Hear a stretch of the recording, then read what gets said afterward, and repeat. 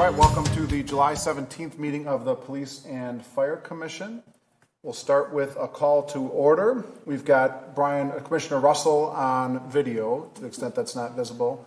And we'll move to agenda item number 2, Pledge of Allegiance. If you could please rise. I pledge allegiance to the flag of the United States of America and to the republic for which it stands, one nation, under God, indivisible, with liberty and justice for all. Thank you. All right, we'll move to approval of the meeting minutes. And the first meeting minutes are the April 17th, 2024 minutes.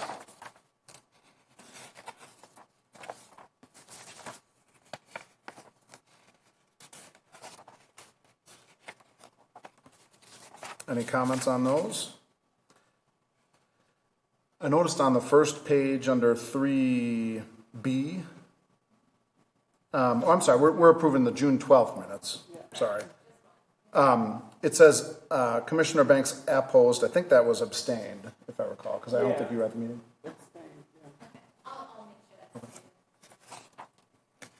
Any other comments on the meeting minutes? Okay, then I'll move to approve the June 12th, 2024 minutes with that small edit.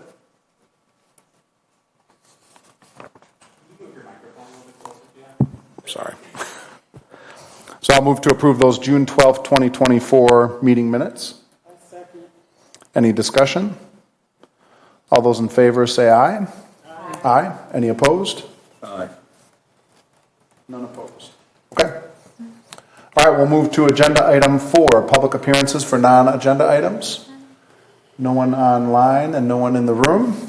So we'll move to agenda item number 5, report from Fire Department. Chief? Good evening. The activity report as of June 30th, as always, we provide our calls for service by month, the call types, and then completed inspections. As always, if you have any questions, please let me know. Moving down to the staffing report, one change as far as our numbers, we actually had received a resignation from one of our POX firefighters.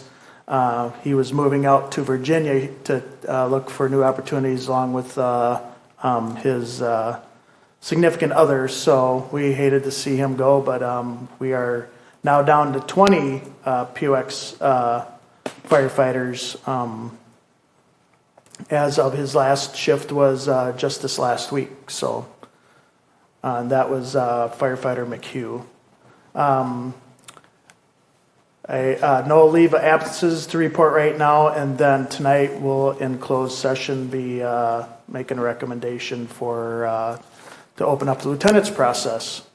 Also in our recruitment, we did complete our battalion chief process, so be happy to report that I have a recommendation for that position. No new updates for our POX firefighter recruitment.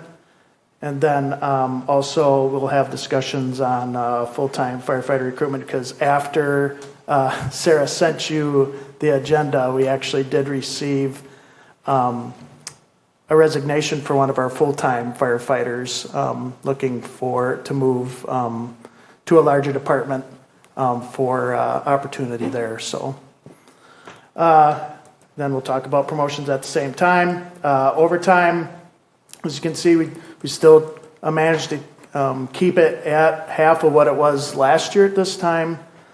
And then our year-to-date mandates for June were 2, but come July, when I report for the July numbers, it actually went up, but it's summer and a lot of vacations. And then only 2 mandates for the month of June. So once again, they're doing a good job on filling shifts and keeping our overtime to a minimum. And that's all I have. Any questions?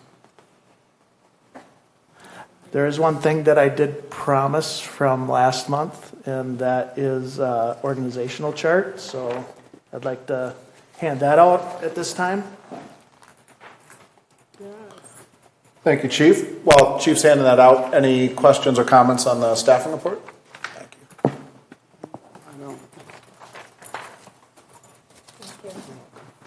Thank you.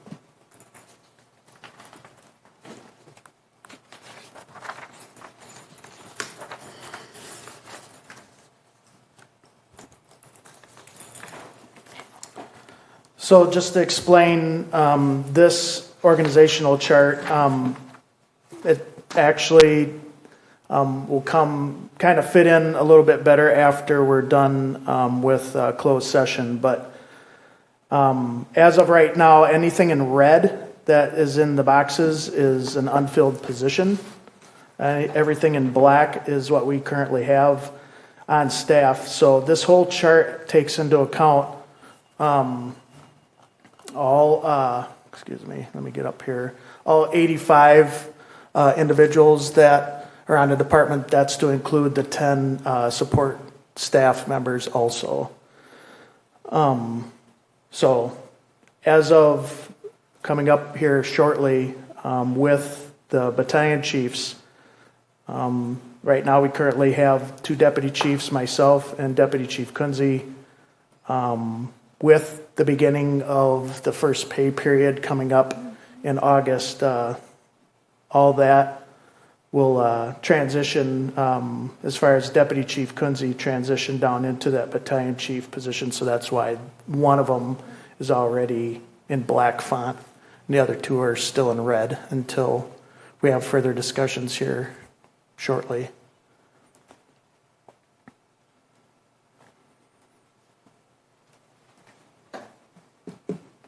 Okay.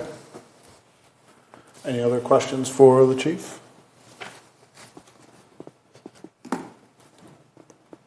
All right. Thank you, Chief. Appreciate it. Thank you.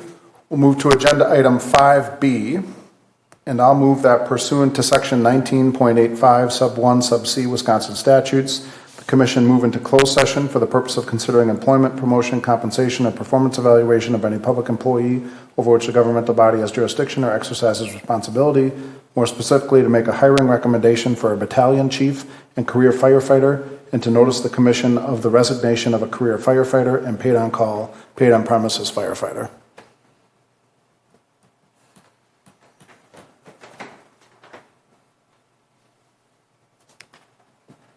Need a second. Okay. Second that. Thank you, Commissioner Ibarra. Any discussion? All right, all those in favor of entering into closed session, say aye. Aye.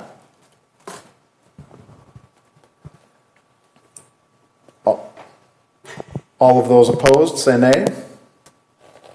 All right, we are in closed session.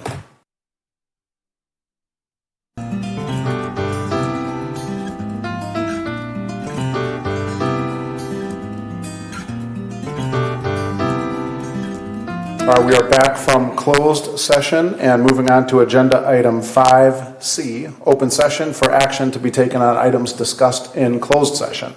Any motions? Yes. Motion to accept Chief's recommendation to offer employment for battalion chief. I'll second. And Brian, I think this is one that you would not vote on just because you didn't participate in closed session because of the Fitchburg policy. Any other discussion? Okay, then all those in favor say aye. Aye. Any opposed? None. Okay. Any other actions out of closed session? Yes. I move that we accept the chief's recommendation of a conditional offer for a full-time career firefighter position. I second that. Any discussion? No No. discussion. All right, all those in favor say aye. Aye. Any opposed? None? Okay. Any other actions out of closed session? All right. We'll move to agenda item 5D, authorization to start an internal promotional process for fire lieutenant. Chief, maybe just background on that Yep, process? so with the promotion to battalion chief, this will now open up our need for a fire lieutenant. So we're recommending for your approval to start that process, please. And I've got up here the recruitment timeline and process. So we would be hoping to post as soon as tomorrow. We'd accept applications through July 28th, and this is a promotional process. As you know, as all of the career promotional processes are internal, we would review applications the week of July 29th, and then we hope to have interviews the week of August 12th. So the promotional process will look, it will be two-part. The first part will be a professional panel interview that will be 30 minutes. And then we'll have a 15-minute presentation on a predetermined topic. So we actually already have the question here, and we'll share it with all of the employees ahead of time so they have plenty of time to work on preparing a presentation. The question, what do you see as the importance of leadership in emergency response and the role of a firefighter lieutenant? What are the key leadership qualities that you will bring to this role? We'd also like for them to answer, transitioning from being a coworker to a leader involves in significant changes in responsibilities and relationships. Can you share how you would approach this transition if selected for the lieutenant role? Candidates can use various whiteboards, flip charts, PowerPoints, whatever they prefer. So this process mirrors the battalion chief, which we just held, where it had the 30-minute professional panel interview and then a separate panel for the presentation. So it went really well, and so this is the process we would like to use for the lieutenant. It is different than the last lieutenant process we had 2 years ago, where we had kind of a rubric. We had a written test. There were some other things. We had a different fire chief at that time that kind of ran the promotional process as a more of an assessment center. We feel really good about this process here because we're still going to have 2 professional panels. We'll be getting that feedback, and this will mirror the battalion chief process. And so then we hope to bring the hiring recommendation to the PFC in August already, so August 21st, with an anticipated start date for the lieutenant on September 2nd, which is the beginning of the next paid period. And just to confirm for the record in the open session that this is only an internal promotional process, correct? Correct. Is that required by the collective bargaining agreement? It is not required by the collective bargaining agreement. Is it a city policy? I can't remember offhand. It's not even a city policy. Our rules and regulations may indicate that whether or not we always do promotional in-house first. I can check that while we're reviewing the police chief's report. Yeah, just curious about the process. I know we've talked about that before in these commission meetings. Yeah. You mentioned the former chief, the past chief, was part of the lieutenant process 2 years ago, right? Held a lieutenant process 2 years ago, correct? Okay. Yep. And then, Chief, you plan to participate in this lieutenant process? Yes. Yep, there'll be chief interviews following the panel interviews and the presentation. So sometime that same week. We're not sure how many people will apply, but there's a lot of people eligible for the lieutenant. Right. And, we talked last time, I believe, in the PFC meeting when we were looking at the battalion chief hire, how it's now been 6 or 7 months since our police chief left. Or I'm sorry, since the fire chief left for another position. And we haven't really moved on that process. We asked the mayor and/or the city administrator to come in, and I think they're going to come in next month, which will be helpful to hear about the reasons why we're waiting on that.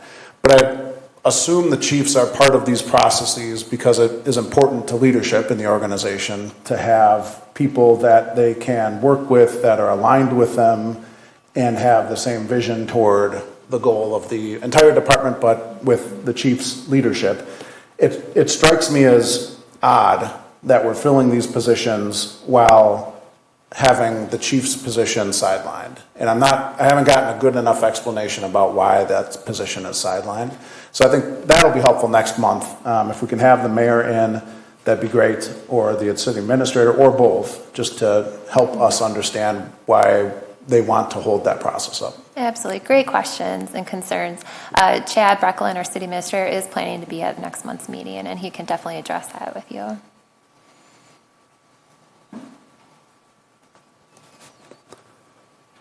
Other thoughts or questions about the request for authorization to start an internal promotional process?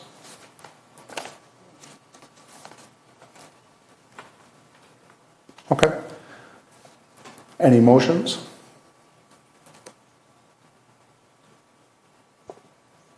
I motion to start the internal promotional process to fire lieutenant.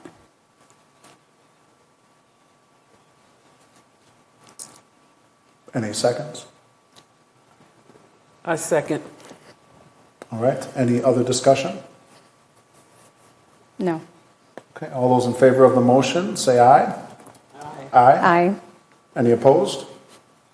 None. Okay. Thank you, Chief. Thank you. We'll move to agenda item number 6, report from the Police Department. Deputy Leahy. Good evening, everybody.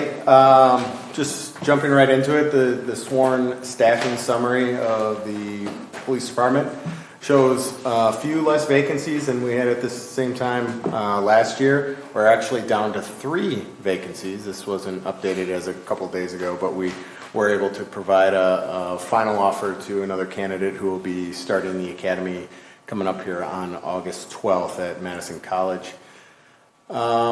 We do have the 4 probationary officers still currently in field training, and we'll have 2 graduating the Fox Valley Technical College Law Enforcement Recruit Academy August 2nd. So they'll be starting their journey on field training coming up here at the beginning of August. Couple on family leave or restricted duty, still totaling 13 unfilled positions.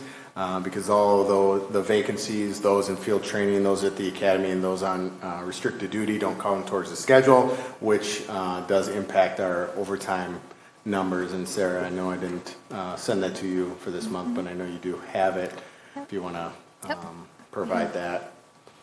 Just an explanation, if you want to scroll to the second page, the first page is kind of confusing, but just as a comparison from this year to last year, significant staff vacancies from June of last year as opposed to this year.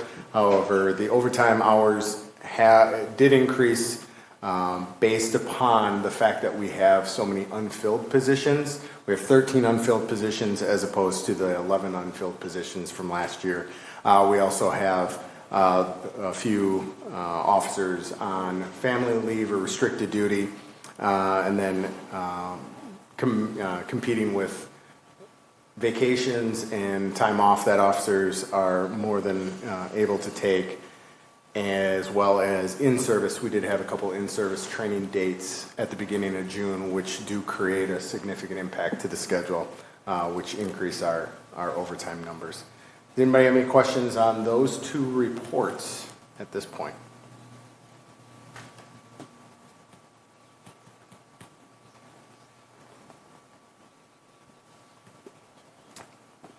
As far as hiring processes, we don't have any interviews scheduled at this time. However, we do have a handful of entry-level applicants as well as 3 lateral applicants currently. So we're going to look to try to get those interviews scheduled coming up here.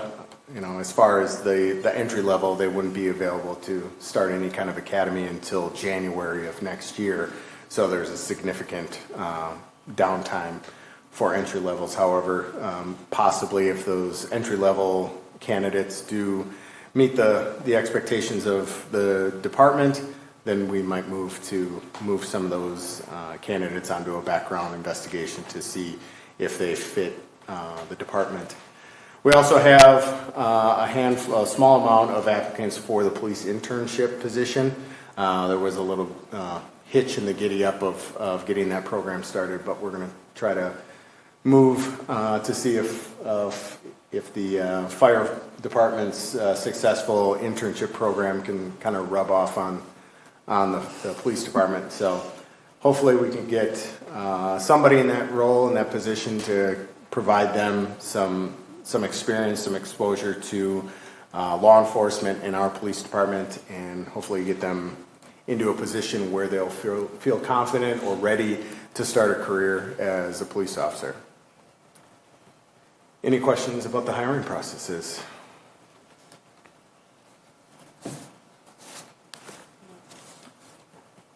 No?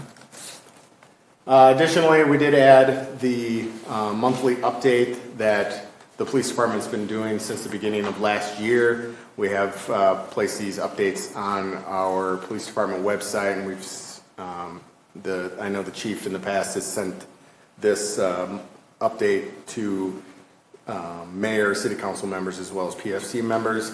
However, this is the first month that we've been adding this to the PFC packet. So I encourage you to take a look at the information there. And if you do have any questions, feel free to reach out to the police department or have conversations with the chief at any point. I'm curious, and thank you for all the work that goes into this, the notable events. How hard is it to follow those cases, to see whether those individuals are charged, whether they're go through court, settle, plead out? I mean, it depends on the severity of the case, of course, whether or not you see if start to end. A lot of times we do have our court liaison officer who is in direct contact with the district attorney's office, where we receive information whether or not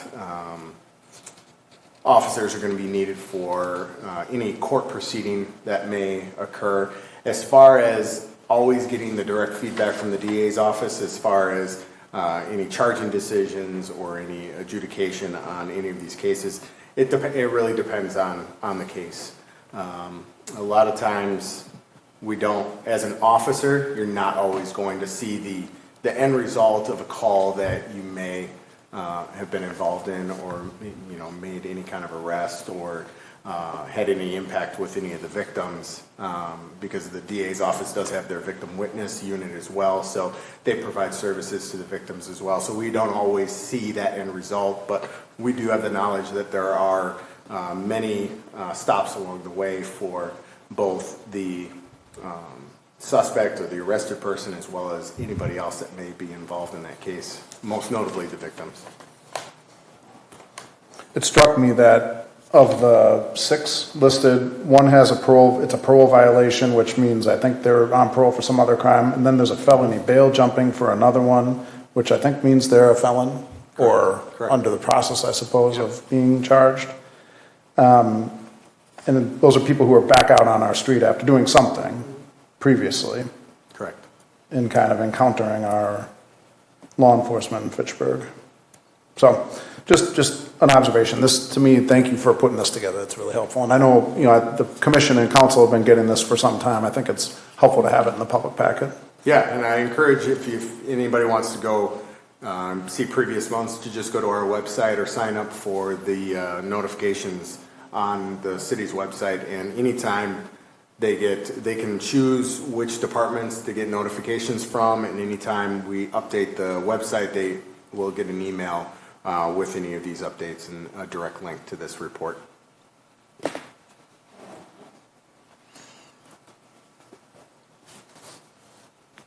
All right, any other questions for the deputy chief on the staffing report? I do. Looking at the monthly updates, I'm just wondering on how these other notable events were selected. I'm sure there were more, but these were the ones that were put on the report, or are these the only ones? So these were the only ones that were put on the report. There's a incident severity that we kind of look at as far as what are those notable events. There's thousands of calls every month, ranging from a 911 disconnect all the way up to a battery or significant sexual assault or something like that. So we also have to balance what information of an active investigation we want to provide public information to. So there is a balance that we try to strike between the information we provide to show some of these significant calls that the community and the police department are dealing with, and also try not to provide all information that might compromise some level of investigation. Thank you. Who's included in that decision on which ones are notable in that triage? Is there a review to say, yes, we agree? So the report is created at the ground level of, we get the data, the activity report, and we kind of have to look at what are those significant calls. So one of our newly hired officers who's actually waiting to go to the academy. She looks through all of the calls for service that we had for that previous month and kind of identifies those lists of severe calls. And we also have the executive assistant. She assists us in creating these narratives for these calls for service. It's all compiled. Both the captain positions as well as myself review the report to see if we want to add anything or if what we've added is too much or too little, and the chief has the final decision on as far as what information gets sent out.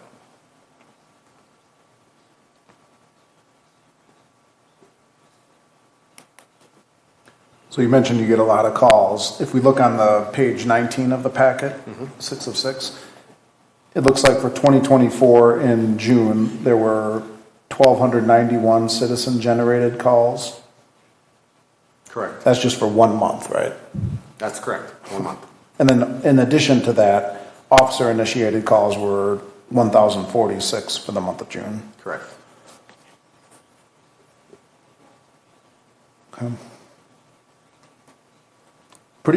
Well, I guess citizen-generated calls are down pretty significantly. Well, if you take a look at the actual bars on the graph itself, it shows it would appear to be a significant drop in calls. But if you actually look at the numbers, it's not as significant as you would think. I think it's just to show just a differentiation between the months. But they vary from month to month, from year to year. So, but they stay pretty consistent as far as what months or times of the year or days of the week or times of the day we're going to have a spike in calls for service. And that's one thing that really remains constant across the years as far as calls.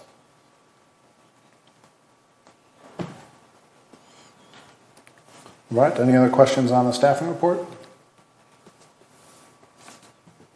I don't think I do right now. Okay. All right, well, let's move to agenda item 6B. I'll move that pursuant to section 1985, sub 1, sub C, Wisconsin statutes, the commission move into closed session for the purpose of considering employment, promotion, compensation, or performance evaluation of any public employee over which the governmental body has jurisdiction or exercises responsibility, more specifically to remove the probationary status of one police officer.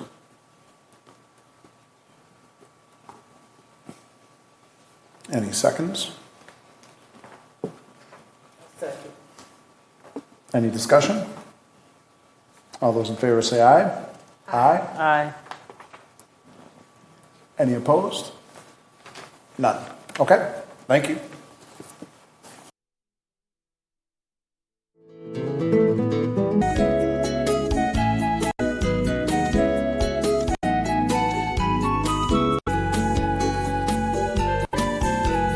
We are back from closed session and moving to agenda item 6C. Any actions out of closed session? Yes. Motion to remove probationary status for J.B. Contreras to regular employment. I'll second. Any discussion? It's exciting. Congratulations are in order. And just a note that this is the result of the referral bonus that we put in place, or the commission or the Common Council put in place maybe 6-7 months ago or so. So thank you to the Common Council. Thank you to the referring officer. Any other discussion? No. All right, all those in favor say aye. Aye. Any opposed? None. Okay. We'll move to agenda item number 7. Any announcements? Just one quick announcement from the police department. Our community night out is next month, August 14th, from 5 p.m. to 8 p.m. I'd encourage everybody to come on out to McKee Farms Park. We had a great turnout, great event last year, and we're looking to continue to build on that event. So feel free to come on out.